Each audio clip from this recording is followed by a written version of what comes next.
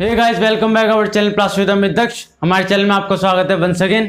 आज हम बात करते हैं आपके प्लास्टिक की, यानी एक ऐसी प्लास्टिक जिसे हम ये भी कह सकते हैं रबर, या रबर कहें या रबर प्लास्टिक या इलास्टोमर, कुछ भी कह ले, बात एक ही है। आज हम बात करते हैं रबर क्या होती है, क्या रबर प्लास्टिक होती है। आइए इस सब के बारे में डिस्कस करते हैं। आज आपके सारे डाउट को क्लियर करते हैं।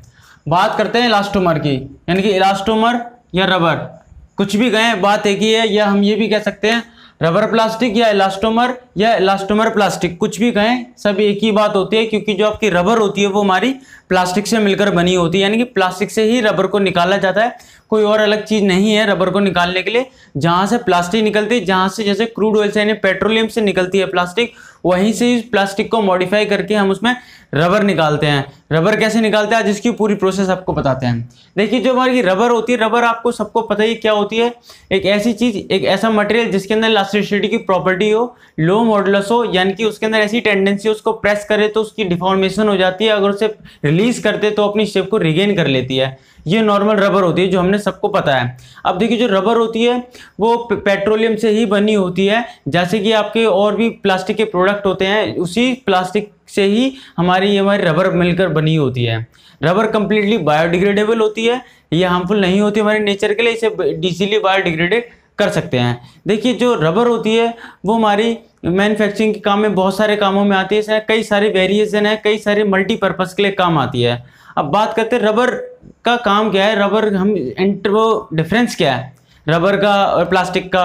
देखिए, जो हमारी प्लास्टिक होती है वो हमारी सॉलिड फॉर्म में होती है, या तो बेंड हो जाएगी, डिफॉर्म हो जाएगी, टूट जाएगी। लेकिन जो रबर होती है वो हमारी नहीं टूटती इजीली। जब उसकी इलास्टिसिटी से ज़्यादा एक्सटेंशन देते तब जाके वो टूटती है, नहीं इजीली नहीं टूटती, वो रिगेन कर लेती है अपनी साइज को। लेकिन इस बात को याद रखना आप लोग कि जो रबर है वो हमारे प्लास्टिक से मिलकर ही बनी है। हमने प्लास्टिक को मॉडिफाई किया, उसको रबर निकालने के लिए किया है। सबसे जो इजीली सबने आपने देखी होगी, जो हमारी रबर होती है हमारी नेचुरल फॉर्म में मिलती हैं। एक तो नेचुरल होती है, जो हमें नेचर से मिली, गॉड गिफ्टेड है, आपके पेट्रोलियम से और आपके पेड़ों से, इन सब से। दूसरी होती है हम उस पेट्रोलियम से अपनी इच्छा के अनुसार जो हमें डिजायर होता है उसे हम बनाते हैं, उन्हें सिंथेटिक रबर भी कहते हैं या सिंथेटिक रबर प्लास्टिक भी कहते हैं। और जो हमें नेचर से मिलती है उन्हें हम नेचुरल प्लास्टिक रबर कहते हैं, रबर नेचुरल प्लास्टिक भी कहते हैं। और जो हम बनाते हैं उसे हम कहते हैं सिंथेटिक रबर। तो बात आती है रबर आपने कहाँ कहाँ देखने को मिल सकती है। देखिए, जो आपके रबर्स हैं इसके एग्जांपल आप देख सकते हो नॉर्मली सबके घर में, यहाँ तक कि आप जो ईयरफोन अभी इस टाइम लगा रखा है वो भी रबर का ही होता है। तो देखिए, अडेसिव के काम आता है, यानी कि चिपकाने के काम आते हैं। जितने भी आपके चिपकाने की चीज़ें, दो डिफरेंट सरफेस को चिपकाते हैं, अडेसिव में काम आ सकता है। हाउसिंग में काम आ जाता है, आपके वायर्स वगैरह में, जूतों में, आपके जूतों को सोल वगैरह, ये सारी चीज़ें आपके अंडरगारमेंट्स, आपके इलेक्ट्रिसिटी इंसुलेटिंग के काम आ सकते हैं।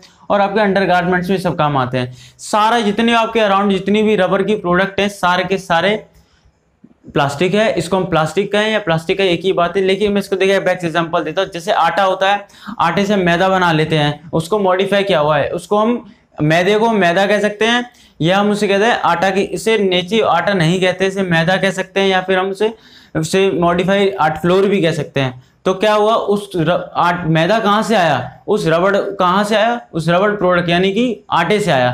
वैसे ही जो हमारी रबर है वो कहाँ से आई है, प्लास्टिक से आई है, प्लास्टिक से आई है। उसको हम इसीलिए हम इसको रबर प्लास्टिक भी कहते हैं। देखिए, रबर और प्लास्टिक बात एक ही है, आपको दोनों ही चीज़ जानना बहुत जरूरी है, इसके दोनों डिफरेंस जानना बहुत ही जरूरी है। लेकिन हाँ, इन सब के इंग्रेडिएंट सबके सेम होते हैं। जो LDP से आपकी प्लास्टिक बनेगी वही LDP से इसकी रबर भी बनेगी। लो लीनियर डेंसिटी को उसको मिक्सअप किया जाता है, वैसे ही इसके साथ किया जाता है। ये होती हैं। अब आपने कई सारी तरह की रबर होती है, मैं आपको बता देता। पॉलीयूरेथिन, सिलिकॉन, नेट्राइल रबर, लेटेक्स, ये हमारी नेचुरल रबर होती है, हमें पेड़ों से मिलती है। पॉलीयूरेथिन से सिंथेटिक रबर होती है। और आपको कोई भी रबर के बारे में जानना है तो आपको वीडियो के एंड में दिख जाएगी। जो मेन जो रबर मैंने एक्सप्लेन करी है, जैसे EVA, इथाइलिन विनाइल एसीटेट, और हमारा पॉलीयूरेथिन, ये सारी क्या, ये हमारी सिंथेटिक रबर्स हैं। आप इनके बारे में पढ़ सकते हैं, या हम सिंथेटिक प्लास्टिक भी कहते हैं। एक ही बात है, एक ही चीज़ है, दोनों को पढ़ना, बस इतना थोड़ा सा मॉडिफाई कर दिया है। अब देखिए, जो इलास्टोमर होती है और रबर का एक ही बात है। इलास्टोमर रबर उनको कहते हैं जिनके अंदर कुछ प्लास्टिक, देखिए सारी प्लास्टिक नहीं होती है, कुछ प्लास्टिक होती है जिनके अंदर इलास्टिसिटी प्रॉपर्टी होती है, उन्हीं को हम क्या करते हैं, मॉडिफाई करते हैं, उनसे हम रबर निकालते हैं। रबर मल्टीपर्पज काम आती है, और रबर वो होती है जो पिलेबल होती है, यानी कि नॉर्मली जो अपनी स्ट्रक्चर को रिगेन कर लेते हैं प्रेशराइज करने पर, और रूम टेम्परेचर अपने को डिफॉर्म कर लेते हैं, उन्हें हम रबर कहते हैं। हर प्लास्टिक के अंदर इलास्टिसिटी नहीं होती है, कुछ काउंटेबल प्लास्टिक है उनको हम बनाते हैं, इसीलिए हमने मॉडिफाई करी है, उनसे हम रबर के प्रोडक्ट बनाते हैं और रबर बनाते हैं। रबर भी पढ़ना आपके लिए सिलेबस किया है, प्लास्टिक के स्टूडेंट है, बेशक या प्लास्टिक की नॉलेज ले रहे हैं तो आपके रबर भी जानना बहुत जरूरी है, रबर भी आपके रिलेटेड है, आपको रबर के बारे में भी पढ़ना पड़ेगा। अब देखिए जो आपकी जो रबर होती है, नॉर्मली आप सभी देखे होंगे कि ये हमारा रबर होता है, ये इसके सारे प्रोडक्ट्स हैं, सारे काम आते हैं। अब देखिए रबर जो है वो आपका ही है, आप ध्यान से पढ़ें। आज के लिए बस इतना ही, थैंक यू।